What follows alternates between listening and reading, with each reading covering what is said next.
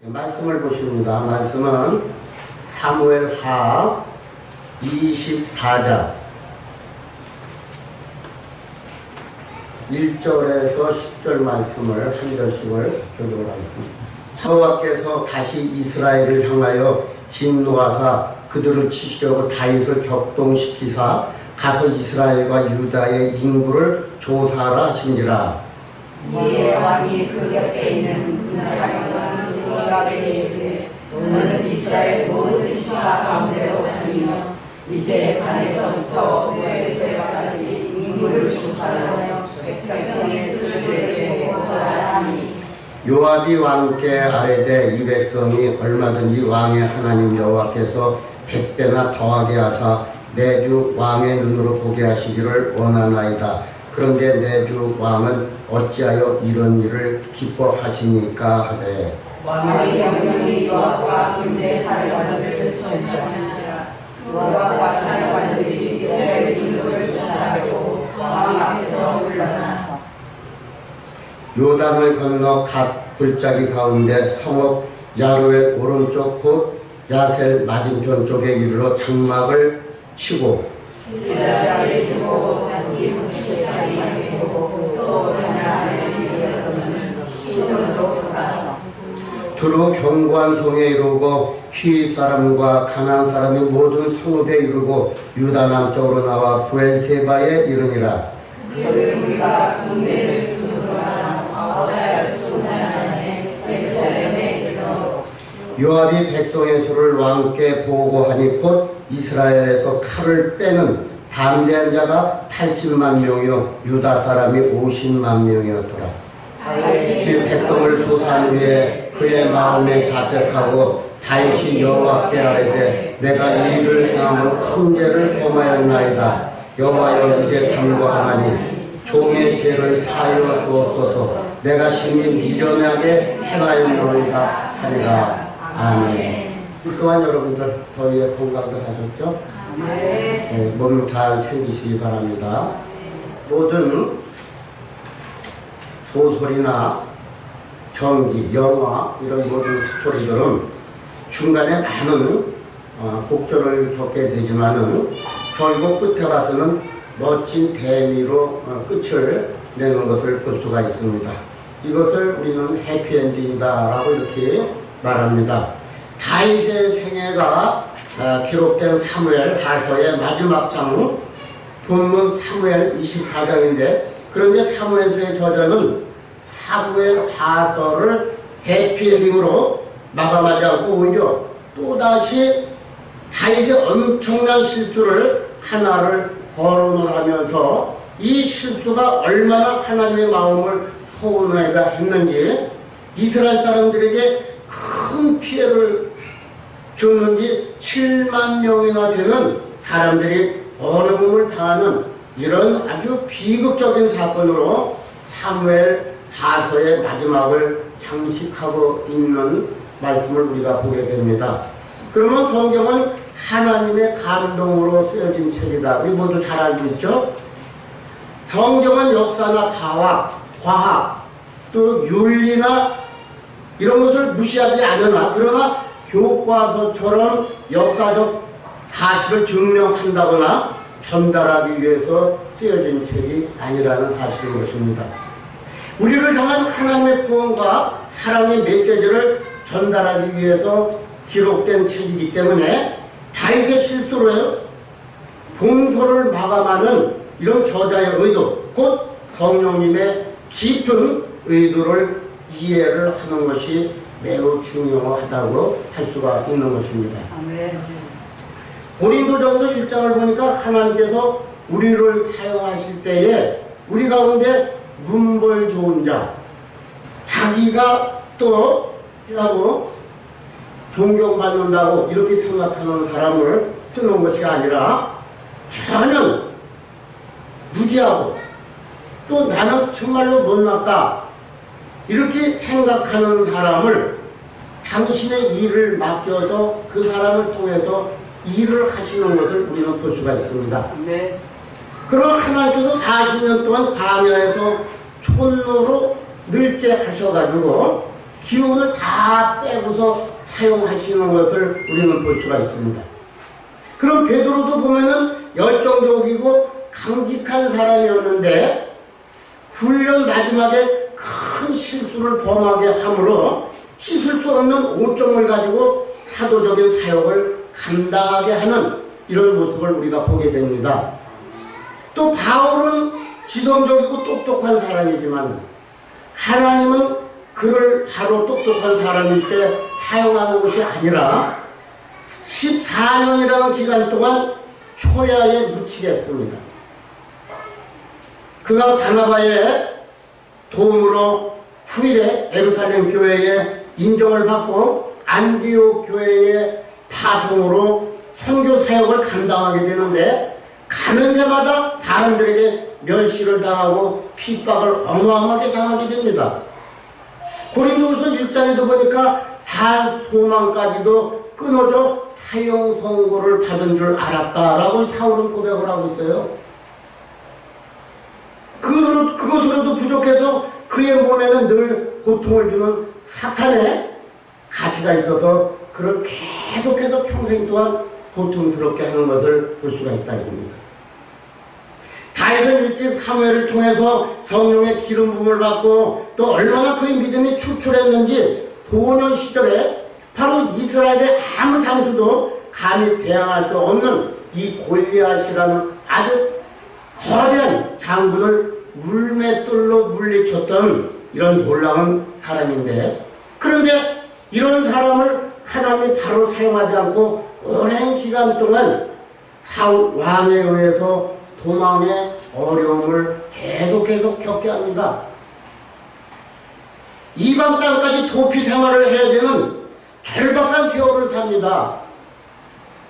많은 눈물과 한숨을 뿜어낸 다음에 그가 먼저 유다 지파의 장로에 의해서 기름 부음을 바로 받고 왕이 되었으나 이스라엘 전체의 왕으로 인정받기까지는 다시 7년 6개월의 세월이 흐른 뒤였습니다.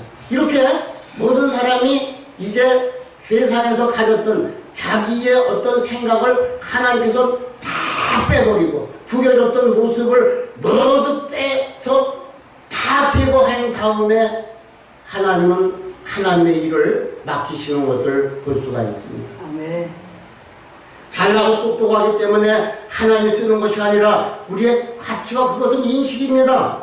오히려 잘난 사람을 구겨서 자랑할 것이 전혀 없는 사람으로 바꾸어서 하나님은 사용하시는 이상한 섭리를 우리는 보게 됩니다. 우리가 성경의 메시지를 잘 들을 수 있어야 됩니다. 하나님께서 다윗을 사용하셨던 이유는 그가 똑똑하고 잘났기 때문에, 도덕적으로 흠이 없기 때문에 쓰는 것이 아닙니다. 오히려 전혀 다른 쪽에서 그를 사용하신 하나님의 의도가 있음을 우리는 알 수가 있습니다. 우리는 의로운 사람을 대단히들 좋아합니다. 그렇습니다. 불의한 자가 하나님 앞에 쓰임을 받을 수는 없습니다. 그러나 의롭다고 다 하나님 앞에 쓰임을 받는 것이 아니라는 사실인 것입니다. 기왕이면 구겨지지 않는 모습으로 순수하고 깨끗하게 하나님 앞에 바쳐지면 좋습니다. 그러나 깨끗하다고 다 쓰임받는 것은 아니다 이겁니다. 하나님이 보시는 것은 인간의 공로나 도덕적인 순결이나 깨끗함이 아닌 우리의 모습이 어떻든지 간에 하나님께서 나를 부르실 때는, 하나님께서 나를 사용하겠다고 말씀하실 때 응답할 수 있는 사람을 쓰신다는 사실인 것입니다. 역설적으로 말한다면 자랑할 것이 없는 사람을 사용하신다 이겁니다. 누군가 의존할 사람이 있고 믿는 바가 있는 사람, 하나님을 의존하기가 그런 사람은 어렵습니다. 입술로는 하나님을 의존한다고 말하지만 하나님 아닌 다른 것을 신뢰하고 사랑하고 그것들로 인한 의미와 기쁨으로 교장을 삼고 살아가는 경우가 많이 있습니다. 저자는 해피엔딩으로 마무리해야 될 이 마지막 장에 와서 다윗의 실수가 얼마나 컸던지 이스라엘 사람 가운데 7만 명이나 죽었다는 이야기로 사무엘 하서를 마감하는 것을 볼 수가 있습니다. 여기서 우리를 향한 메시지가 있습니다. 하나님은 죄인을 부르시고 계십니다. 자기의 자랑거리로 스스로 보장하는 사람이 아닌 하나님 없이는 살 수 없다고 고백하는 사람, 그런 사람을 하나님께서 사용하시는 거예요. 똑똑하고 잘났던 베드로가 다 주를 부인할지라도 나만큼은 절대로 주님을 배신하지 않겠습니다. 주님을 배신하지 않겠습니다. 그렇게 장담했을 때는 주님은 그를 사용하지 않았어요. 그러나 계집종 앞에서 3번씩이나 저주하면서 부인하고 배신했던 이후에 주님은 그를 자유롭게 사용할 수 있는 것을 볼 수가 있습니다. 이것이 역설입니다. 그렇다고 의도적으로 범죄하는 것을 요구하는 것이 아니에요. 자랑할 것이 없어야 주님은 사용하신다는 사실인 거예요. 네. 하나님을 부끄러운 사람, 개인 고물처럼 찌그러지고 실수가 있고 상처가 있는 사람들을 부르셔서 하나님 자신은 그들을 통해서 드러내기를 원하신다는 겁니다. 본문 속에서 하나님께서 다윗을 어떻게 사용하시고 계시는지, 그 생애의 종장이라고 말할 수 있는 이 마지막 장에서 하나님은 그를 통해서 무엇을 말씀하시는가를 우리는 들을 수 있어야 된다 이겁니다. 네. 어떤 사람을 사용하시는가 하나님께서. 본문은 3부분으로 나눌 수가 있는데, 먼저는 1절 9절까지의 말씀을 보면은 다윗이 인구조사로 말미암아서 하나님 앞에 범죄하는 모습을 우리는 볼 수가 있습니다. 1절을 자세히 살펴보면은 이상한 부분을 발견하게 됩니다. 누가? 여호와께서 누구 때문에? 이스라엘 때문에. 그러면 화가 나셔서 이스라엘을 심판하기 위해서 누구를 사용했느냐? 다윗을 감동시켰다라고 이렇게 말씀합니다. 그럼 다윗이 인구조사를 한 것은 하나님이 이스라엘을 처벌할 구실을 얻기 위한 것이라고 말씀합니다. 그러면 역대상 21장 1절에도 보니까는 사탄이 일어나 이스라엘을 대적하고 다윗을 격려하여 이스라엘을 계수하게 하니라. 그러면 누가 다윗을 움직였다고 말합니까? 사탄이 다윗의 마음을 움직여서 인구 조사를 하게 해서 심판을 오게 했다는 거예요. 그러면은 이스라엘 백성이 7만 명이나 죽은 이 굉장한 사건, 당시 인구가 적을 때이기 때문에 7만 명이라는 숫자는 엄청난 숫자인데, 이렇게 엄청난 심판을 받아야 될 이유가 어디 있습니까? 이것은 네 가운데 하나가 아니라 네 모두입니다. 성경을 읽을 때 우리는 이 부분에 상당한 주의를 집중을 시켜야 되는 거예요. 성경에 우리가 갖는 질문 가운데 중요한 질문 하나가 있습니다. 한 번 사람이 구원을 받았으면 구원에서 죄될 수 있느냐? 여러분들 어떻게 생각이 듭니까? 우리가 하나님 앞에 이제 해결하고 하나님을 믿음으로 우리가 주님을 맞이했습니다. 이제 믿기로 했습니다. 그런데 이제 하나님 앞에 우리가 이제 붙들림을 받았어요. 그러면 한 번 이제 붙들림을 받았으면은 이제 믿음으로 구원을 받았다고 한다면은 이제 다시는 우리가 하나님의 손에서 우리가 빠져나올 수 있습니까? 없습니까? 그러면 구원을 받았으면 망합니까? 망하지 않습니까? 요한복음 10장 28절을 보니까 내가 저희에게 영생을 주노니 영원히 멸망하지 아니하늘 터이요 또 저희를 내 손에서 떼앗을 자가 없느니라. 그러니까 하나님 앞에 붙들림을 받았으면은 그 누구도 마귀도 떼앗을 자가 없다는 거, 하나님의 손에서. 아멘. 그렇게 말씀하는데 하나님 한 번 구원하시면 절대로 망하지 않는다. 이거 말씀합니다. 근데 요한복음 14장 16절에 보니까 내가 아버지께 구하겠으니 그가 또 다른 보혜사를 너에게 주사 영원토록 너희와 함께 있게 하시리라. 이거 하나님 보장해 주신다고 말씀합니다. 근데 보혜사 성령은 영원토록 떠나지 않는다고 이렇게 말씀을 하고 계신데 이것은 구원의 확신이라고 하는 거예요. 그러면 여러분 구원의 확신이 있습니까? 아멘. 확신이 있죠? 아멘. 예, 맞습니다. 그런데 히브리서 6장을 보니까는 한 번 비추임을 얻고 하늘의 은사를 맛보고 성령에 참여한 바가 되었다가 타락하는 자는 다시 돌이켜서 회개할 수 없다 이렇게 합니다. 이게 무슨 말입니까? 하나님께서는 이제 우리가 붙들림을 받았는데 한 번 비추임을 얻고 하늘의 은사를 맛보고 성령에 참여한 바가 되었다가 타락한 자는 다시 돌이켜서 회개할 수 없느니라. 하나님 책임 안 진다는 거죠. 이게 말씀이 우리가 이해가 갑니까? 왜 그런데 히브리서 6장에서 회개할 수 없다, 타락하고 망할 자는 돌이킬 수 없다 이렇게 얘기를 합니까? 그러면 히브리서 기록에 의하면은 먼저 우리가 히브리서를 이해를 해야 되는데 유대 종교를 믿고 있던 사람들이 예수님 십자가 이후에 오순절 성령 강림이 있었다는 사실을 여러분들 다 알고 계시잖아요.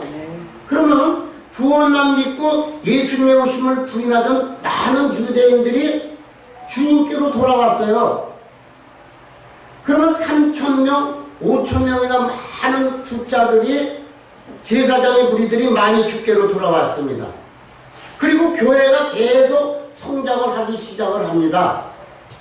그런데 얼마쯤 지나면서부터 문제가 생기기 시작합니다. 무슨 문제가 생기느냐 하면은 로마의 10대 황제들이 이제 계속해서 핍박을 하는 거예요. 뭐냐면은 구약의 이런 교리를 따라서 이제 구약을 믿어야 되는데 예수 그리스도가 이제 오시고 난 이후에 이제 그들은 신흥 종교라고 하는 거 이것이 이제 예수님 이후에 온 이 종교를 신흥 종교다. 그러면서 계속해서 이제 핍박을 하기 시작합니다. 사람들이 마음이 이제 계속 핍박을 받으니까 움츠려들기 시작을 하는 거예요. 전에는 제사를 드리면 눈에 보이는 가시적인 것이기 때문에 예배를 드려도 무언가 의미를 느낄 수가 있었어요. 왜? 육안으로 보였기 때문에 짐승을 태우고 피를 흘리고 이 태운 것이 또 하나님이 흡양되는구나, 내 죄가 사해주는구나 라고 이렇게 생각을 했습니다. 근데 내가 죄를 지으면은 양을 데려와서 죽이고 그 양을 제단에 태울 때 불이 타오르면은 이제 하나님이 내 죄를 용서하셨다 이렇게 확신을 가질 수가 있었습니다. 제사장이 예복을 입고 나와서 제사를 집도하는 그런 것을 보면은 뭔가 좀 하나님이 함께 하신다는 이런 확실한 시험을 느낄 수가 있었습니다. 다른 데서는 하나님의 임재를 느끼기가 어려우나 그 어마어마한 성전에만 나가면은 뭔가 하나님이 계신 것 같고 하나님의 영광을 체험하는 것 같았어요. 그런데 소위 새 언약의 시대, 즉 곧 예수님 이후에 이런 것들이 다 없어져 버렸어요. 구약에서 행했던 그런 예식의 방법이 싹 없어져 버렸어요. 성전에 갈 필요도 없다고 하지요. 양을 잡을 필요도 없다고 하지요. 피 흘리지 않아도 된다고 하지. 불태우는 것도 없어지죠. 도대체 느낌이 오지 않아요. 계속적으로 근데 핍박이 옵니다. 너희들이 신흥 종교, 그 새로운 종교가 뭔지 그걸 믿기 때문에 너희가 핍박을 받고 있다고 하면서 계속 핍박으로 들어갑니다. 자기 고향 땅을 떠나야 되고 가족들과 이별을 해야 되고 도망을 쳐야 되고, 또 가타름 지하 공동묘지에 들어가서 땅굴을 파고 살아야 되는 이런 비참한 생활이 계속하게 됩니다.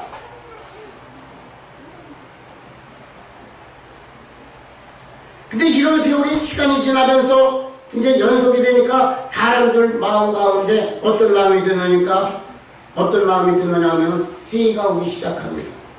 우리가 신혼적으로 새로운 이 종교를 믿었기 때문에 우리가 이렇게 핍박을 받고 이런 어려움을 당하고 있는가, 그렇게 생각이 들면서 이제 이들 마음이 자꾸 옛날에 이 구약을 자꾸 돌아다 보는 거예요. 그대로 다시 돌아가야 되나? 이렇게 생각을 하게 됩니다.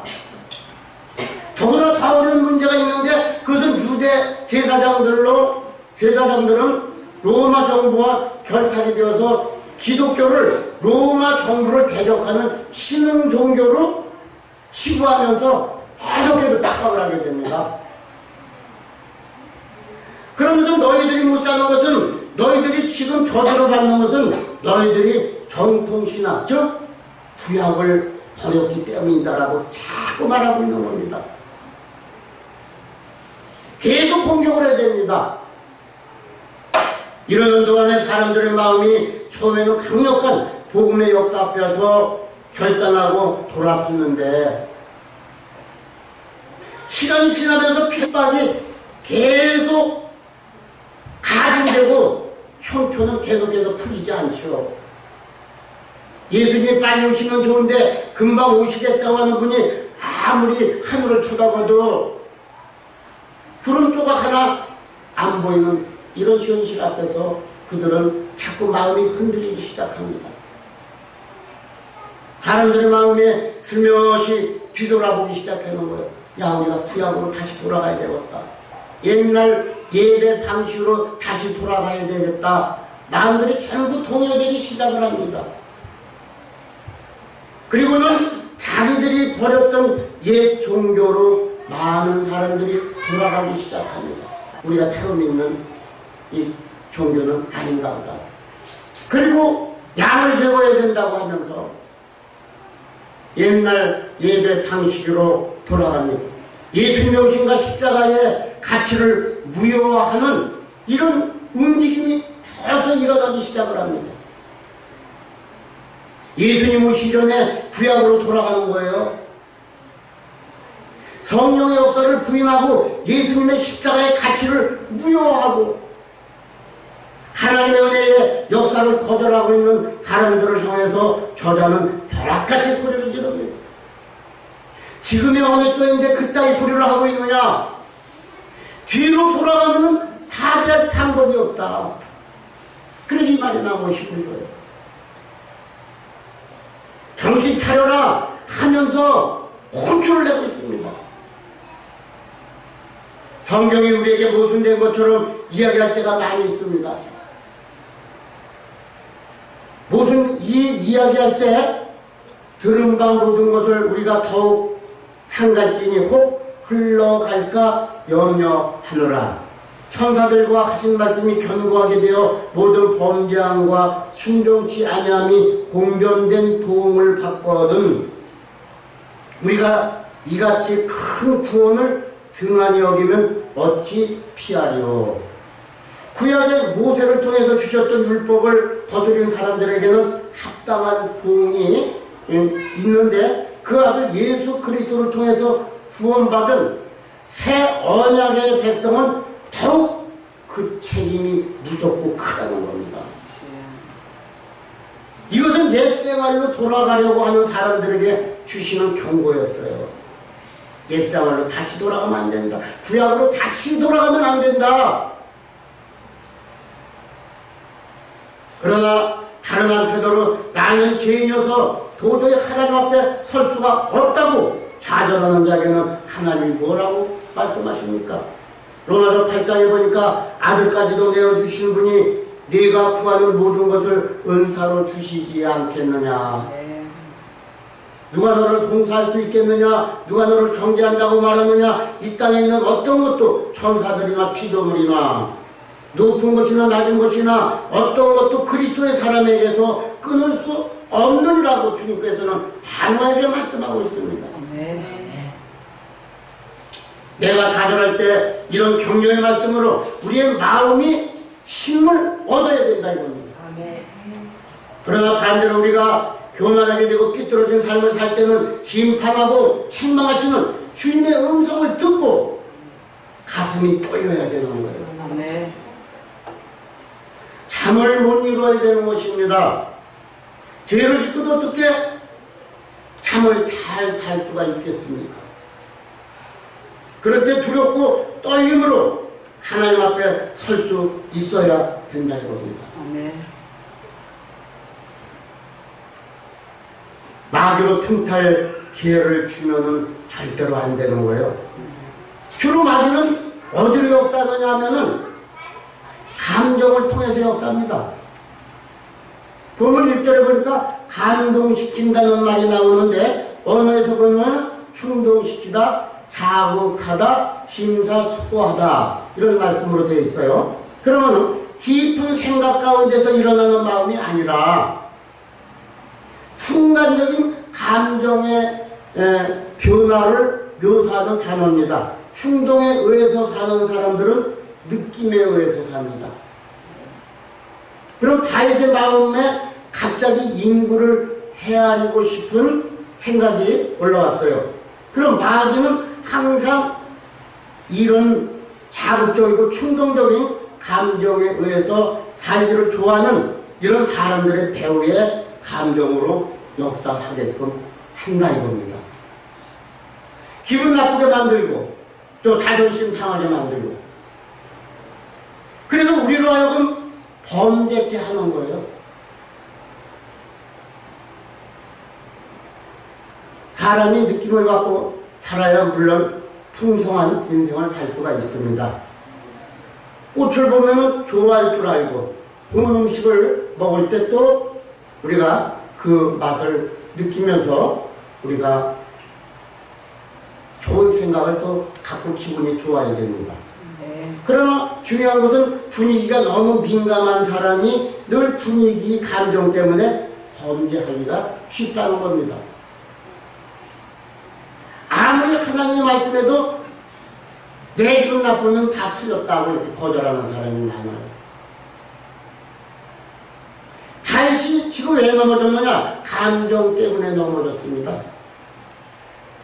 그럼 충동적으로 마음에 어떤 자극을 받아가지고 우쭐한 생각이 드는 거예요.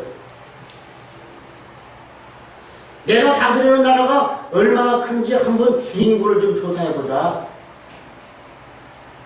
자기 업적을 찾고 싶었던 겁니다. 이것이 결국은 파근이 됐어요. 뿐만 아니라 이 사건은 이스라엘 전체가 하나님의 마음을 섭섭하게 했기 때문에 그래서 온 징후였습니다. 범죄가 얼마나 엄청난 결과를 가져온다는 사실을 우리가 잘 이해하고 인식하면서 우리는 죄 짓는 일을 정말로 자제하고 두려워해야 되는 거예요. 네. 마태복음 26장 40절에도 보면은 베드로전서 또 5장 5절에서 9절 말씀을 보면은 근신하라 깨어라 시험에 들지 않게 깨어서 기도하라 너희 대적 마귀가 무는 사자같이 삼킬 자를 찾나니 너희는 믿음을 굳게 하여 저를 대적하라. 우리가 영적으로 긴장하며 살라고 하시는 하나님의 공부 경고의 말씀인 것입니다. 네. 그래서 우리는 정말로 하나님의 말씀을 항상 우리가 생각을 하면서 그 말씀을 우리 생활 속에서 순종하고 지키고 준행하면서 그 말씀이 항상 삶에서 이루어지는 이런 결과물이 있어야 됩니다. 네. 그래서 신령과 진정한 예배가 꼭 되어야 되는 거예요. 신령한 예배입니다. 이거 지금은요. 왜? 하나님의 말씀을 받는 시간이기 때문에 하나님의 말씀은 어떤 말씀이든지 신령한 말씀이에요. 그 말씀을 듣고 우리가 삶에서 신령한 것을 들었다면은 아멘하고 먹었다면은 그 말씀을 우리 생활 속으로 가져가야 되는 거예요. 말씀을. 그래서 이 말씀이 우리 생활 속에서 지켜지는 진정한 것이 있어야 되는 거예요.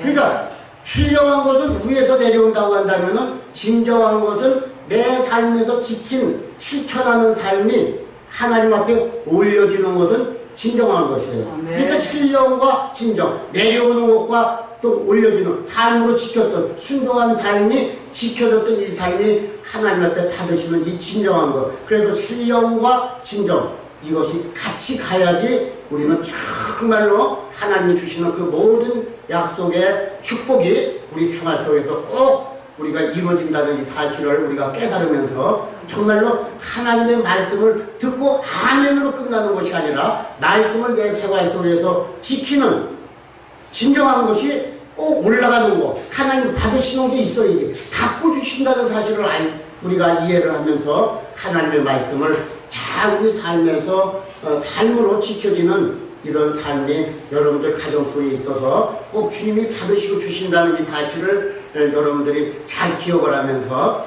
우리의 삶에서 무한한 축복이 우리 삶에서 매일같이 넘치는 이런 생활 속에 축복이 있으시기를 주님의 이름으로 축원을 드립니다. 주께서 가로라 승리에